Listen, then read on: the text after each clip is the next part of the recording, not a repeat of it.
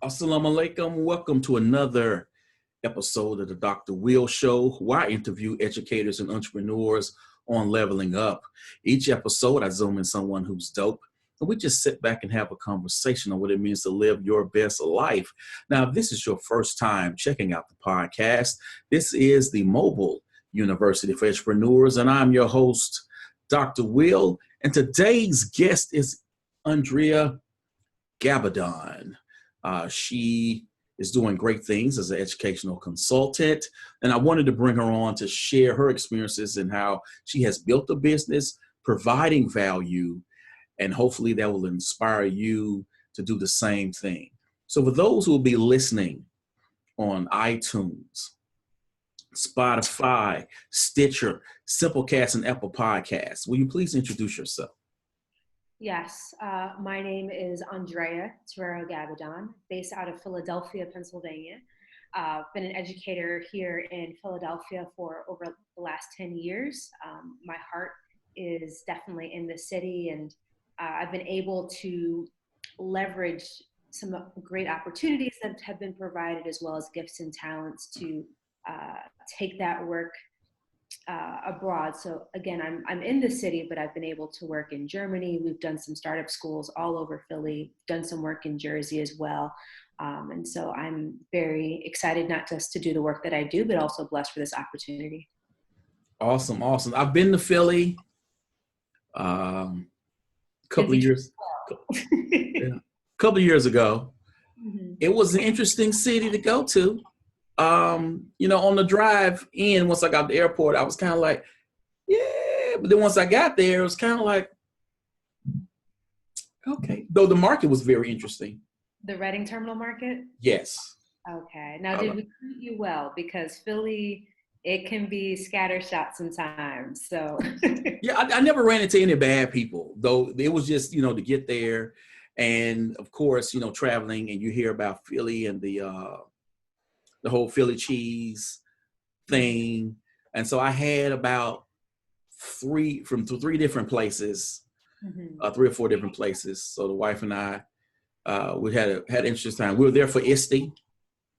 Okay, yes. And ISTE will be back in Philly this summer. Mm-hmm. Mm-hmm. So it's cool. Philly is a great city. It's gritty, it's real. And that's what I love about it. The kids are real. I mean, honestly, I love what I do in terms of being a consultant, and I'm working with leaders and teachers, but the kids are amazing in this city, in terms of, like, they will give you the best and most valuable feedback of anyone over the age of 18, right? So if you just need to know, like, what is going on, whether it's your practice or whether it's, what's going on in the neighborhood or in the city, or even on, like, the national kind of scale, right? Like, the kids are amazing. So I'm happy you enjoyed Philly cheesesteaks and the Reading Terminal Market. And hopefully, you can come back and meet some of our youth, because we have some, like, dynamic kids in the city. Awesome. So how did you find yourself in K through 12 education?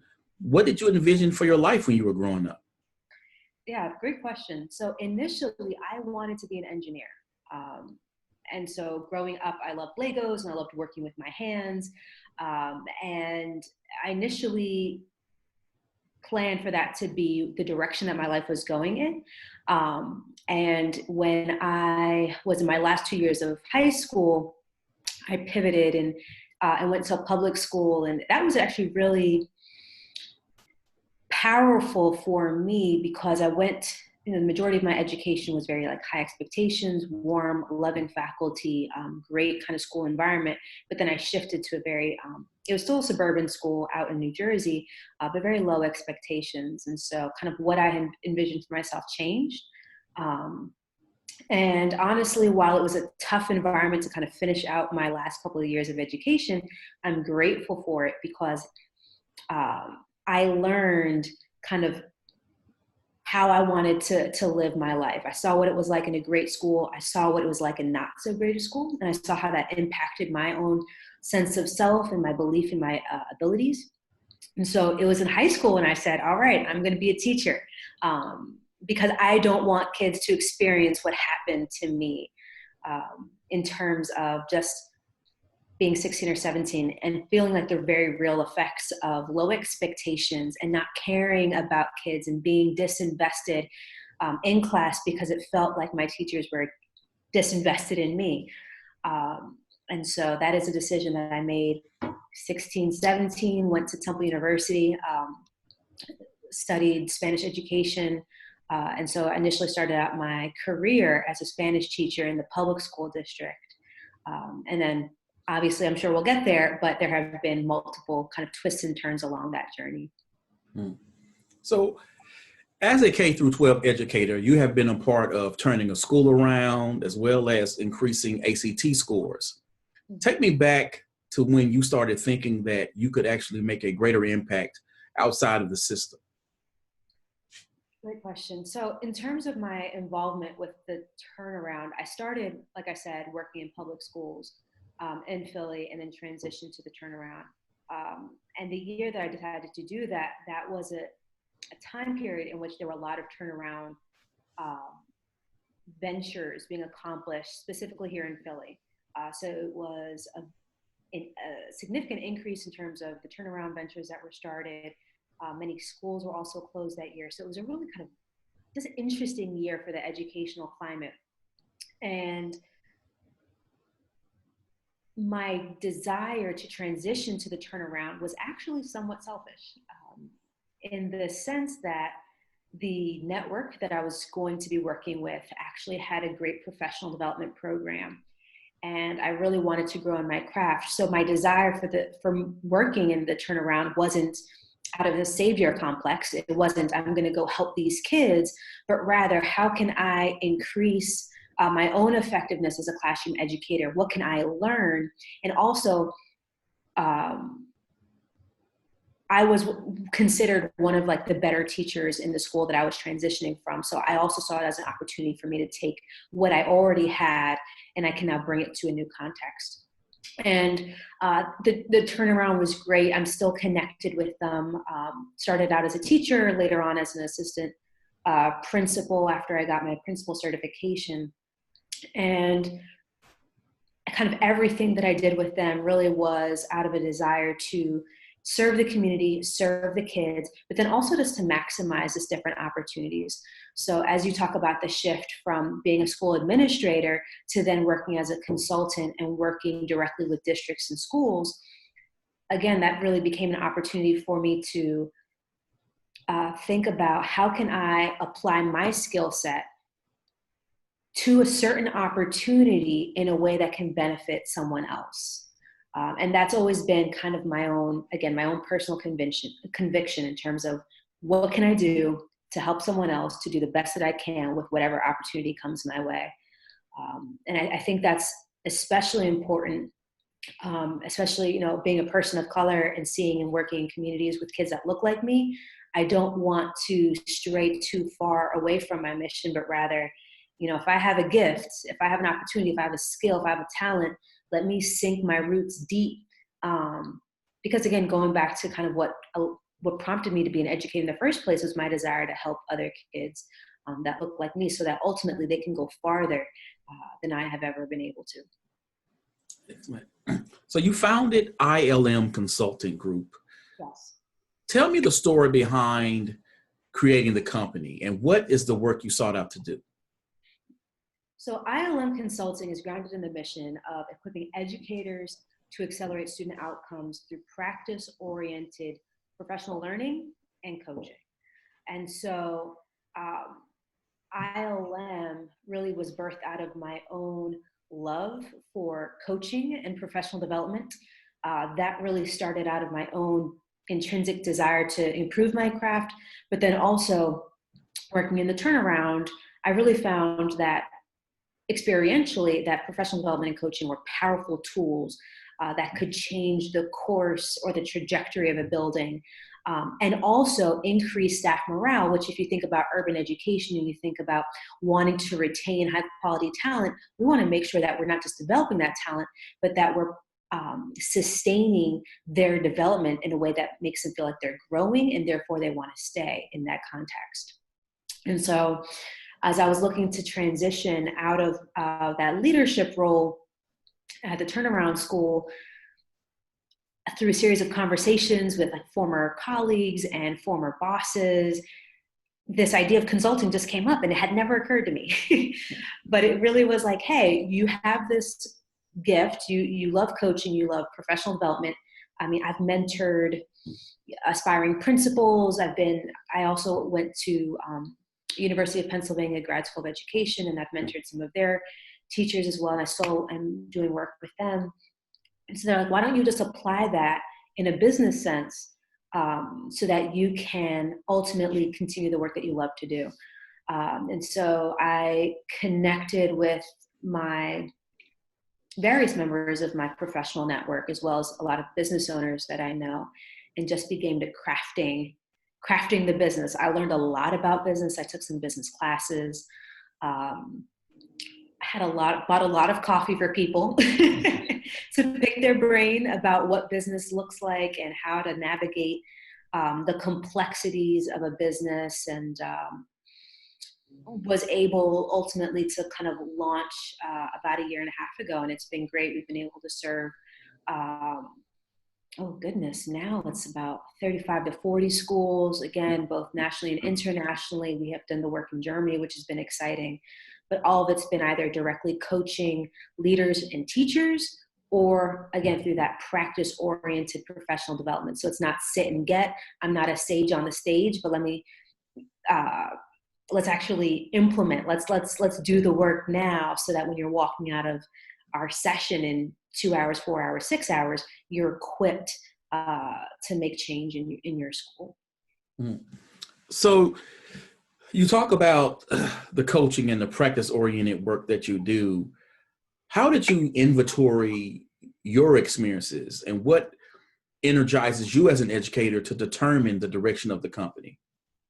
Right. So initially, a lot of the business model in and of itself, right, the essential services that we provide came out of those conversations that I had with leaders.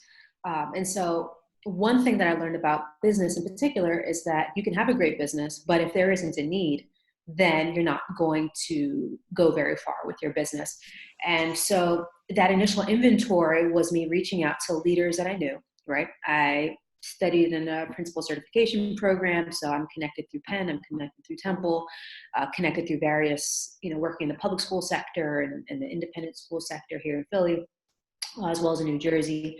And so I invited leaders to coffee and lunch, and I asked them, what do you need for your context? What are the strengths of your building? What are the strengths of your district? Where are the areas that you want to grow? Where are you not getting support? And let me share with you kind of what I'm envisioning for this company, and does this seem like the right stuff? And so essentially what I'm doing through getting those, through buying people coffee, is I'm getting feedback, right? And I'm able to refine the business model even more. And so that's been really helpful in order to determine the direction of the company. I also implemented, and still implement to some extent, what's called a lean methodology. Have you heard of that? Mm-mm. Okay, so lean methodology is essentially a business or entrepreneurial approach where you, instead of creating like a multi-page business plan like many of people are taught to do in business classes, it's essentially a one-page business plan that it touches every part of a business, from marketing to your services to your prospective clients to your unique value proposition. But what is strategic about this document is, one, it's very easy to complete. Two, the idea is that you return to this document, and after you proceed in your business and identify what works and what doesn't work, you then adjust the business model on this lean canvas, it's called. And so it's really been a combination of that. Again, the coffee, getting feedback from external stakeholders, using lean methodology. I also work, and this isn't very unusual for a consultancy like mine, but we also work with a board. And so our board is made up of business owners, entrepreneurs. We have some educators. We have researchers on our board, and the purpose of the board is to really help inform the direction of the company. So I meet with them, again, buy them coffee, because we want to value their time and their investment as they're speaking into this business. But they're able to hold us accountable, not just to our mission alignment, but also to the direction that we're heading in. Is it the right direction? Are we partnering with the right clients? Are we making wise decisions? Are the services that we're providing true to what we said that we can do? And they also help me examine outcomes, so that our outcomes are truly rooted in what's evidence-based, and not just kind of what I'm saying works or me finagling the data. So it's a great source of essentially just operating in community, because I believe that the best and wisest decisions are not made in isolation, but rather you should have others speak into that. And it's been very helpful for me in the business sense. Mm. So I want to throw this out there to you. I want to know about get an inside scoop of your coaching practices. Take me inside. What do they look like? Yeah, that's great. So for teachers or for leaders? Either one. Either one. All right. So let's say I'm working with a teacher. Typically when I am working directly with teachers, or when a member of my team is working directly with teachers, it's because the leader has identified that there's a need. And so I'll typically go in with the leader, maybe do a couple of observations on the front end, kind of assess what we believe are the strengths, as well as the opportunities for growth with that teacher in relation to some larger strategic goal, right? So we don't just work in isolation, but if we're building capacity for a school, we do so in relation to whether it's the school's literacy goals, whether it's their ACT goals, whether it's their PSSA goals, but we want to support and build capacity in the most high leverage way possible. So after those initial observations, we meet with the teacher, get their input. What do they believe their strengths are? Where do they want to grow? I really believe it's important to have an asset-based mindset. And so we always want to start out with, what are your strengths? Like, where do you think you're knocking it out of the park? Where are your kids strong? Because that is an excellent launching pad to then help them increase the effectiveness of their practice. We think about kids all the time, and we hear a lot of the deficit narrative, especially with urban youth. And that's not right, right? There's also a narrative that's happening right now nationally about teachers, and teachers aren't effective. No. How can we celebrate and name what you're good at? Not only does that build rapport, but like I said, that's a great way to then identify how do we leverage what you're good at to then support maybe the areas that we need to improve.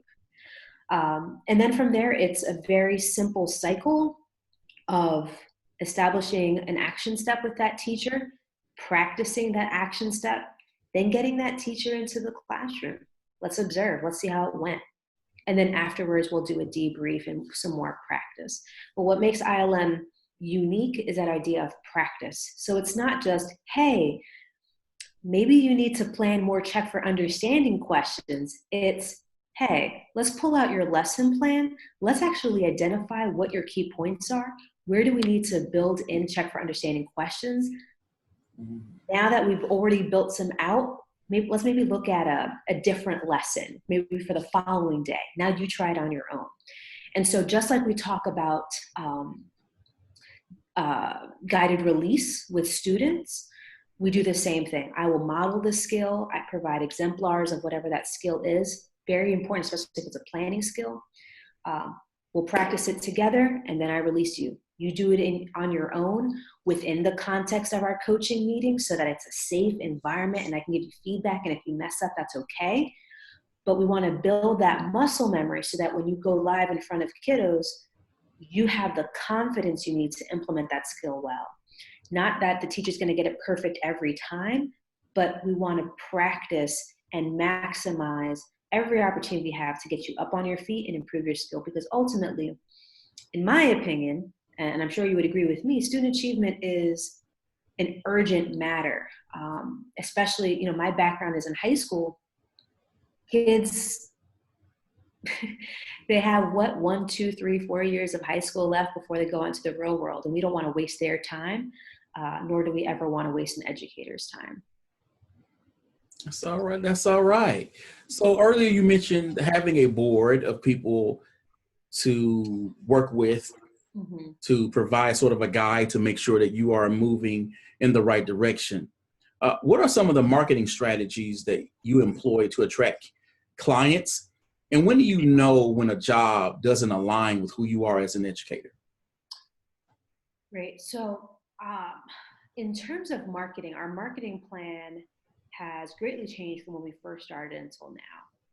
So the first year that it started, it was very much cold calling, cold emails to schools, um, doing even some like low level volunteer work in schools just to get our name and our brand out there. We also would connect directly with districts, so finding out at the district level who's over professional development or who's over coaching or who's working with outside contractors, and again, just introducing ourselves, showing our branded materials and making sure that we became a recognizable name for that district. Really, what it's come to now in terms of marketing is word of mouth. That I would say has been probably the single most effective tool to increase our partnerships. I would also say just leveraging professional networks, uh, introduction from clients. I also do a lot of speaking engagements.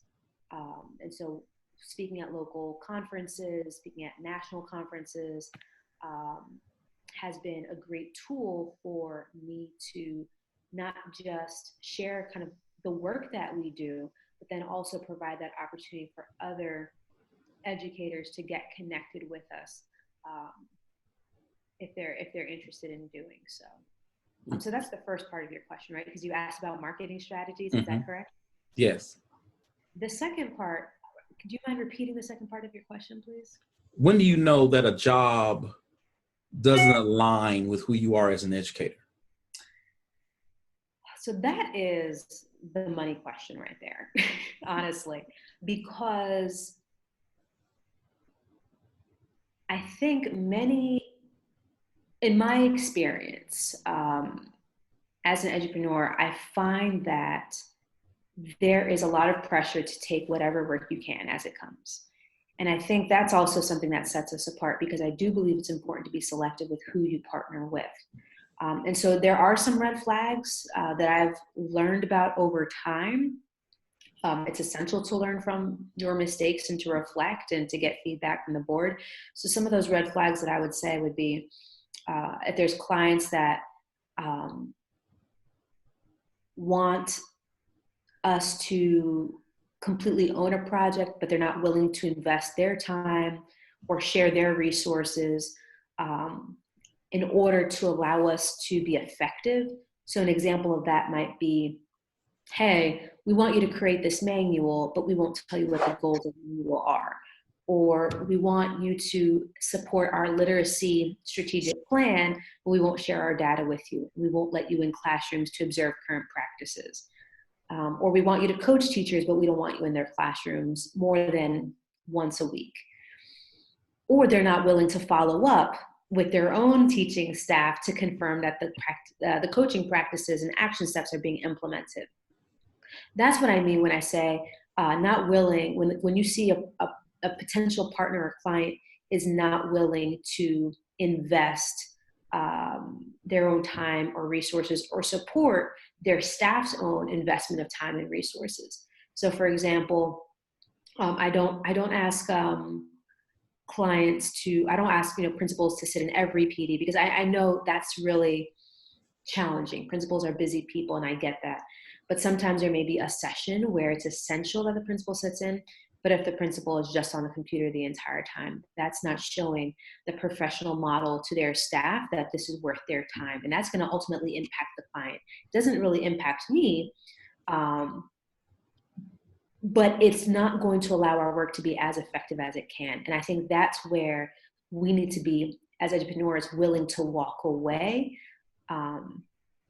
when that client is just not responsive or not willing to be invested. And I think it's important to have straight talks at that conversation. It's very important to clearly outline both verbally and in writing what you expect from the client in terms of their responsiveness of communication, their presence, their investment, outlining the exact tools that you need. that you need to be successful. And again, we're all adults. We want to assume the best of people, but it's also our responsibility, like I said, as the entrepreneurs, to make our expectations super clear so that we're also setting up the clients for success. So the cool thing I like about consulting is it doesn't cost a lot of money, I guess, to get your business off the ground. You don't have a lot of overhead. Mm-hmm. But when you are building an actual business as what you're doing, how should an educator determine or decide how much time and money to invest in their business? This is also another great question. And it's hard to respond in the sense that there isn't a hard and fast rule. I don't think it's possible to say, hey, you can do it under $500 or do it under $250. I think it's important to first identify what are the essentials in terms of insurance, like what does your business need based on your model, based on your services in order to be effective and also to be legitimate. And I say legitimate in terms of you want to make sure that we are holding to whatever legal parameters exist. So does your business model require insurance? I have to hold insurance because I'm going into schools. I am working with kids or around kids, even though I'm not working directly with kids, but that requires a specific type of insurance. And so that is something that I would encourage beginning business owners, to take into account. I would also have them think about like website. What are some basic marketing things that you need? What can you do yourself in order to save money? And then obviously things like an LLC or however you're choosing to formalize your business, that also includes a cost. So once you identify the essentials, I would develop a budget. ILM has a budget that we had when we first started. We have a budget now. And so it's really important that after you identify what it is that you need, that you stick within the parameters of that budget, and that you're also continuing to solicit advice from others. I think sometimes as an entrepreneur or working in isolation, it's easy to get caught up in, I need this banner in order to participate in this conference. Or if I'm going to be a vendor at a fair, I need to have X amount for giveaways. But again, I have found wonderfully creative people that have been able to help me kind of cut costs by thinking about how I can do things in a way that is not cheap, but rather in a way that's cost effective, while still looking sharp, crisp, and professional. Because we don't want to cut costs. It does take money to make money, but you also want to be wise in how much you are choosing to spend, especially when you're starting out. So as an entrepreneur, do you think it's better to focus the work on one thing or be good at multiple things? Definitely better to focus on one thing, in my opinion. And the reason why is because I mentioned earlier about using the lean canvas and having a belief or a practice of refining your business model. And it is very challenging to refine your business model when you're offering 7 services. It is hard to, and it's not impossible, right? But if you are, let's say, 1 person or 2 people, I would suggest narrow on what are you best at? What are you known as, even as a professional? And how can you refine that focus area so that after every job, after every interaction with a client, you can improve your craft. And again, it's much easier to do that on one thing, because at the end of the day, you want to be able to give an A+ to every client. You want to give an A+ to every job to the best of your ability. You don't want to give a C on a project because you haven't implemented that service in a while. That's not doing the right thing by kids, and it's not doing the right thing by clients. I'll also say being mission and vision oriented is super essential, because if you have a clear mission, that'll allow you to identify that one or two things that really move your company forward. And we've all worked in schools, right? We're all educators, you and I, as well as the listeners. And we've been in districts and schools that try to focus on 7 initiatives, and they don't work. And so as we're branching out and doing our own thing, let's think about, those essentials. What's our vision and mission? What are our commitments? What are those 1 or 2 services? How can we refine those over time and really build that business model out? And if those services that you're identifying aren't marketable, if there aren't prospective clients enough to really allow that to be a profitable business, then maybe you do need to change. But again, don't have such an exhaustive menu that you don't know what you're good at the end of the day. Awesome. Thank you. You've been dropping some gems today. You're a great interviewer. What can I say? Well, thank you. I appreciate it. Hopefully people will feel that way for the documentary that's coming out next week. Exciting. Very exciting. I want to hear more about that. Yes, the edupreneur. Before we go, what is the best advice that you've received from another edupreneur, and how necessary is it to have a mentor to guide you through the entrepreneurial journey? So at the onset of this work, I did not know any edupreneurs. I don't even think I knew what that word was, to be very honest. However, I will say that while I didn't receive advice directly from edupreneurs, I did have a large network of professionals, both inside and outside education, that were bought into what I was doing, who were willing to support, or who were just interested in me as a person and were willing to meet up for coffee. And so when I think about this idea of mentorship, it's essential. And I would encourage us not just to think about mentorship from another edupreneur, even though that can be valuable, but who are people within your network that you can reach out to, and how are you leveraging those professional relationships to move you forward? So in terms of identifying mentors, I would suggest if someone is looking to transition, I would say network, get your name out there, reach out to people, even if you haven't talked to them for years, like don't be ashamed, like that's networking, and say, hey, I'd love to just catch up, buy you a cup of coffee, what time works for you. Mm-hmm. And that can really move you a really long way, because what that does is that then allows you to learn more about what's the need out there.